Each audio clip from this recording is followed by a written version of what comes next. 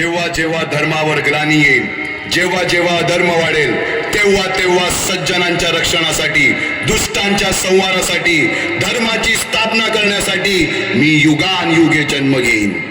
अशीच काहीशी परिस्थिती जेव्हा या महाराष्ट्रात निर्माण झाली, 1-2 वर्ष तब्बल 350 वर्ष हा महाराष्ट्र अंधारात होता. आणि हाच अंधकार दूर करण्यासाठी एका युगपुरुषाने जन्म घेतला. याच युगपुरुषाच्या पराक्रमाची, सामर्थ्याची आणि स्वराज्य स्थापनेची लहानशी समोर सादर करीत आहे.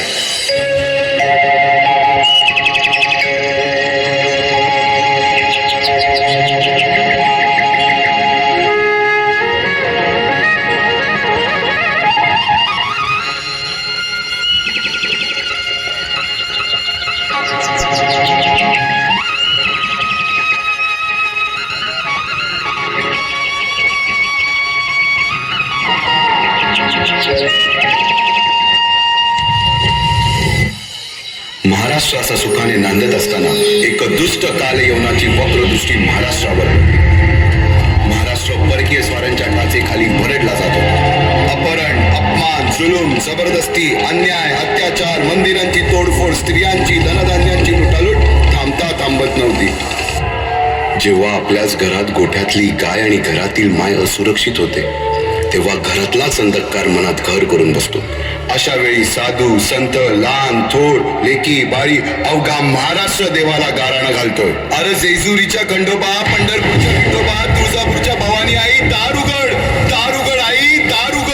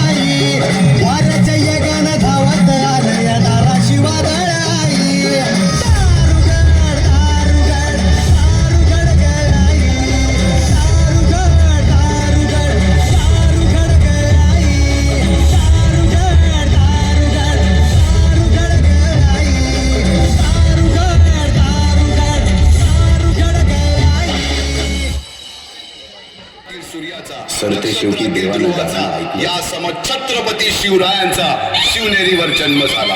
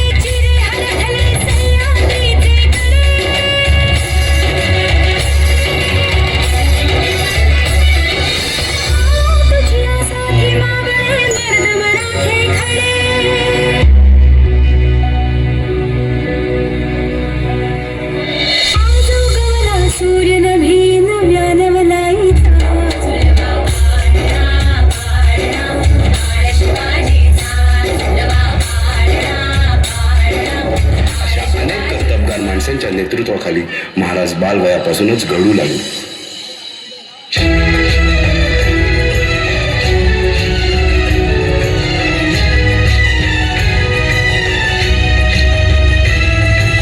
तूच अर्जुन तूच केशव तू तुझा हो सारथी. तूच अर्जुन तूच केशव तू तुझा हो सारथी. करुणी वार गनिमावर दे भूमीस आहुती.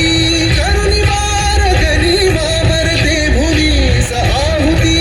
तूच अर्जुन तूच केशव तू तुझा हो सारथी. करुणी वार गनिमावर दे भूमीस आहुती.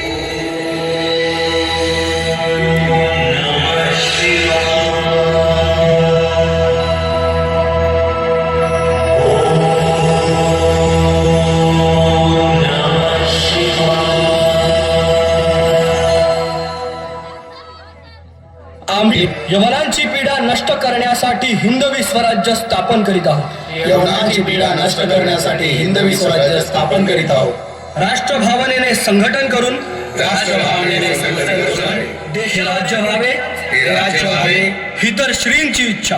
ही तर श्रींची इच्छा. रायरेश्वरासमोर शपथ घेतली आणि स्वराज्याची गोडदोड सुरू झाली. तोरणा किल्ला घेऊन स्वराज्याचे तोरण बांधले. पुढे मुरुंब देवाचा डोंगर, कुवारी गड, सुभान मंगल, कोंढाणा, शिरवळचा किल्ला, पुरंदर आणि 12 मावळ स्वतंत्र झाला. पुढे राजांनी पराक्रमाने जावळी देखील घेतली. परंतु त्यानंतर स्वराज्यावर ओढवले भले मोठे संकट. ते संकट म्हणजे अफजल खान.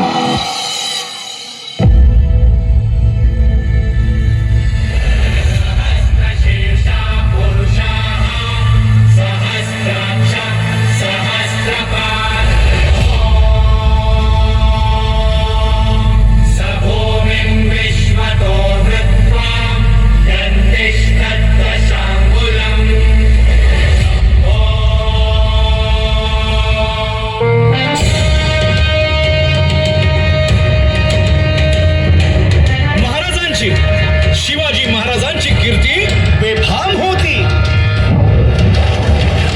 महाराजांची कीर्ती बेफाम, भोल्या भोल्यांना फुटला घाम.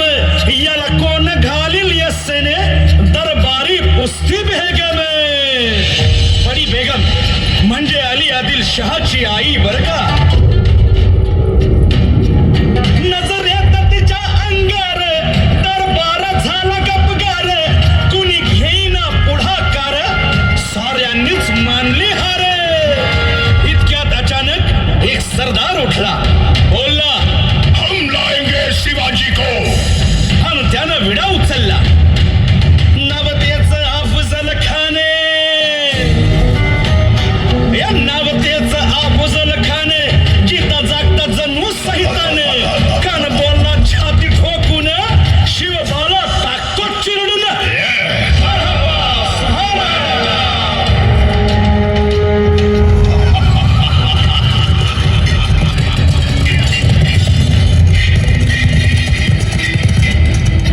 आता शिवबाचं काही खरं नाही.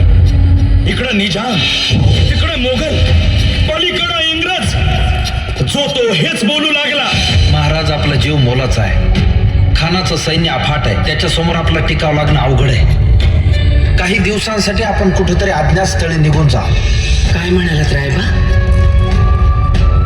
मासाहेब, आम्हाला आमच्या जीवाची पर्वा नाही. राजांचा जीव वाचणं गरजेचं आहे. रायबा, शिवबा केवळ आमचा पुत्र नाही, तर अवघ्या मराठी जनांचा स्वाभिमान आहे. या मातेने आपला पुत्र गमावला तरी 72, परंतु भ्याडपणे पळून जाऊन या मराठी मुलखाचा स्वाभिमान गमावता कामा नये. अशा वाघिणीचा त्यो छावा. बाळासाहेब आपला पुत्र आणि मराठी मुलकाचा स्वाभिमान विजयी टिळा लावूनच परत अशा वाघिणीचा त्यो छावा. तथास्तु. गनिमाला कसा ठेचावा, डोक्यात नेहमी कावा. भेटीचा धडा सांगावा. खानाच्या भेटीसाठी महाराजानं एक शानदार शामियाना उभारला होता. आणि अशा या शामियान्यात खान डौलत डुलत आला. खान डौलत डुलत आला. सय्यद बंडा त्याच्या संगतीला. सय्यद बंडा त्याच्या संगतीला. शिवबाच्या संगती महाला. राजाला पाहून खान म्हणतो कसा,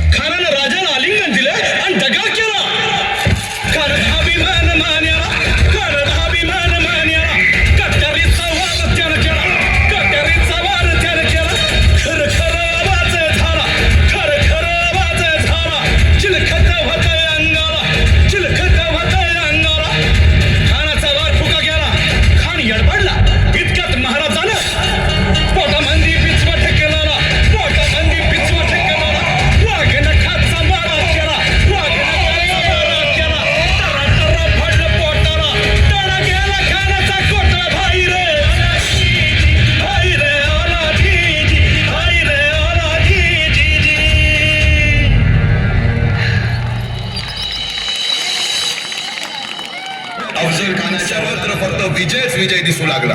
हिंदवी स्वराज्य वाढू लागले. अशा या वाढत्या हिंदवी स्वराज्यावरती संकटे येतच होती. पुढे स्वराज्यावर संकट आले ते म्हणजे सिद्धीचे, सिद्धी जोहरचे. सिद्धीने सुमारे 4 महिन्यापेक्षा जास्त पन्हाळ्याला वेढा घातला. या वेड्यातून महाराजांना सुटकेसाठी बाजीप्रभू देशपांडे, शिवा काशीद व अनेक बांधवांनी पराक्रमाची शिकस्त दिली.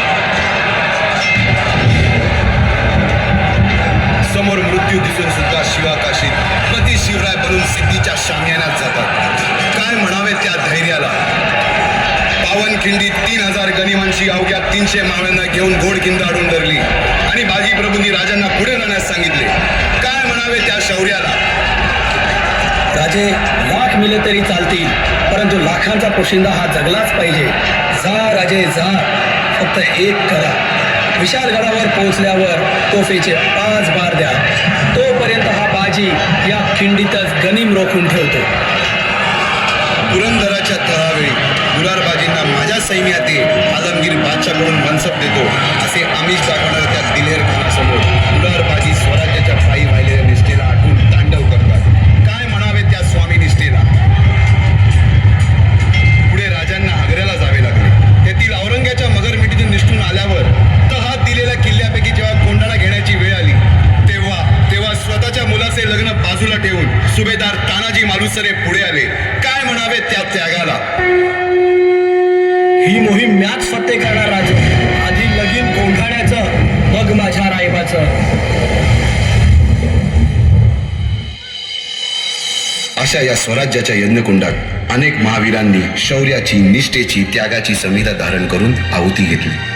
अशा कित्येक महावीरांनी पराक्रमाची पराकाष्ठा करत स्वराज्याचे एक एक दगड, चिऱ्या, पायऱ्या बसवल्या, घडवल्या.